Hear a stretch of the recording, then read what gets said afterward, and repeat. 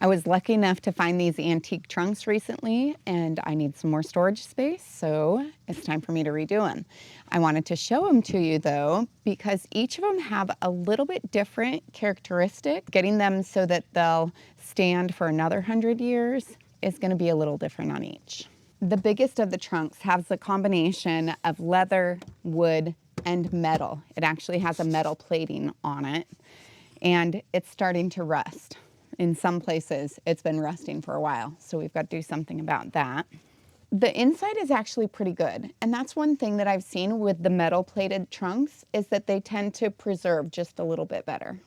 I want to save as much of this paper as I can because I think it's very neat and kind of maintains that antique look to it.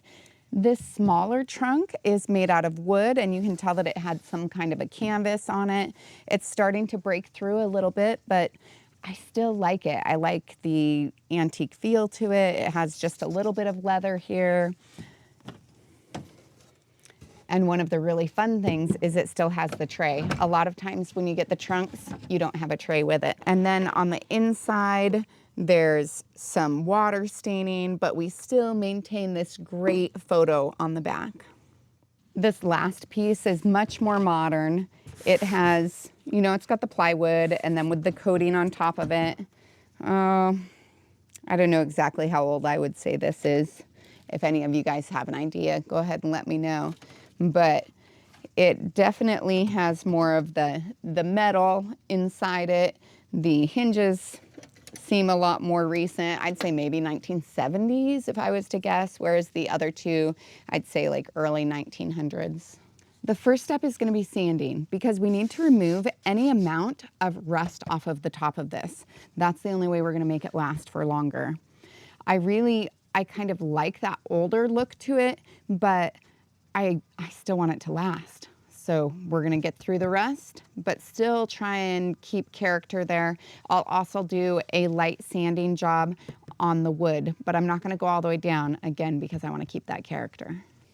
To make it a little easier, I'm going to pull the strap through so that I can get underneath it. You have to do this very carefully because these are really brittle leather. As I go through and sand, you can actually see the rust coming right off it. There's some kind of bad areas right over near this part. I decided to switch over to doing it by hand because there's so many tiny crevices to get in here, and I don't want to pull off all of that aged look. I don't want it to just look like silver metal. So this gives me a little bit more control. It's really bad down at the base here because it's been exposed more to the elements. This particular trunk was actually in somebody's cabin. They just decided to part with it now because they had sold their cabin. But in this bottom corner, it's actually lost quite a bit of metal. That's the worst bit. Definitely want to get through the rust there.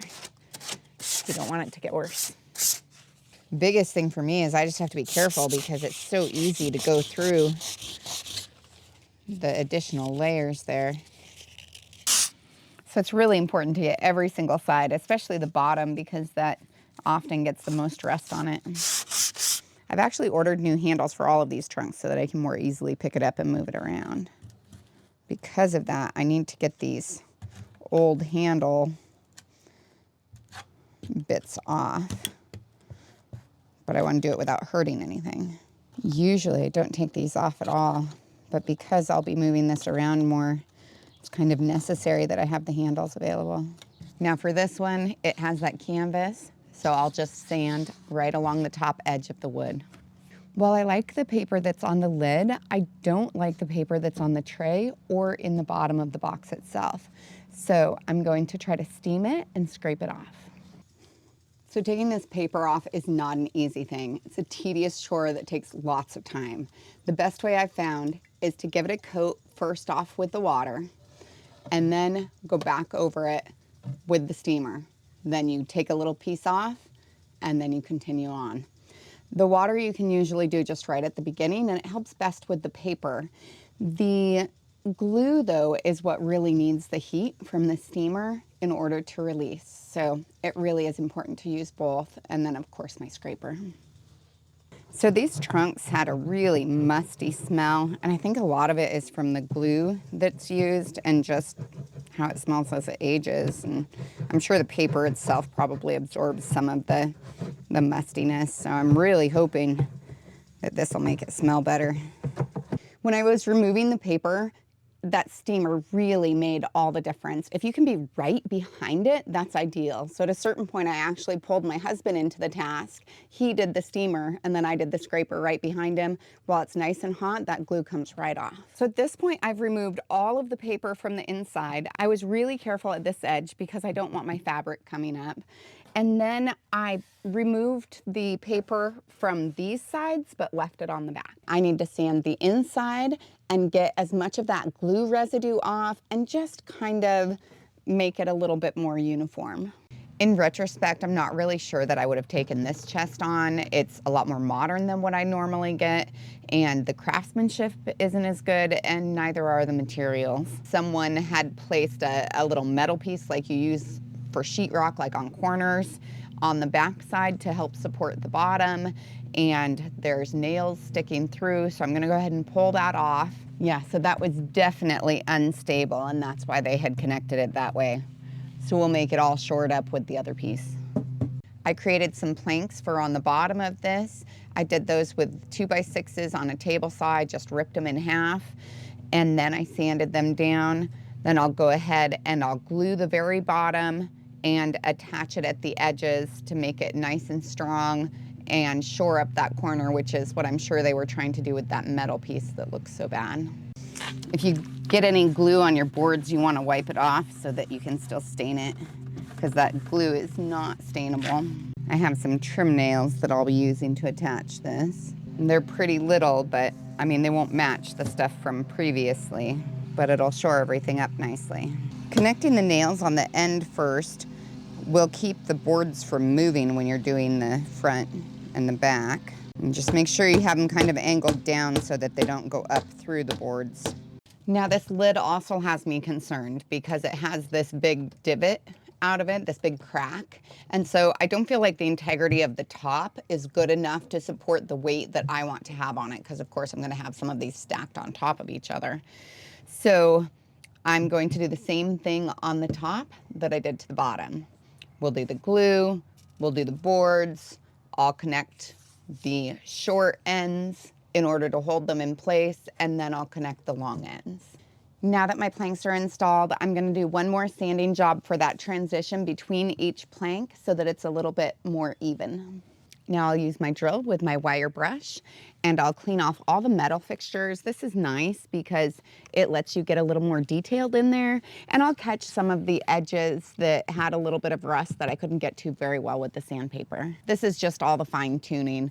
I don't want it to look brand new. I want it to look like an antique, but at the same time, I want to be able to save all this hardware and make sure that it doesn't rust out.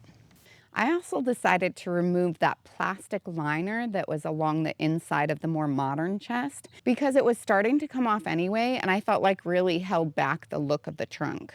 Now that everything's all clean, it's time to treat the wood. I'm going to use a sealer with just a tiny bit of color to it. I'll do my tray, and then I'll do the inside of my canvas covered trunk, and then I'll also do the inside of my more modern trunk. With working on the top of the trunk, I had to be really careful just to work around the outside and not to hit the paper. In order to preserve the paper that's on the back, I'm going to Mod Podge it so that just kind of glues it on. And this entire trunk has actually some pretty decent paper, so I'm going to Mod Podge that as well. I'll apply the boiled linseed oil to all the metal and the wood, but not the leather.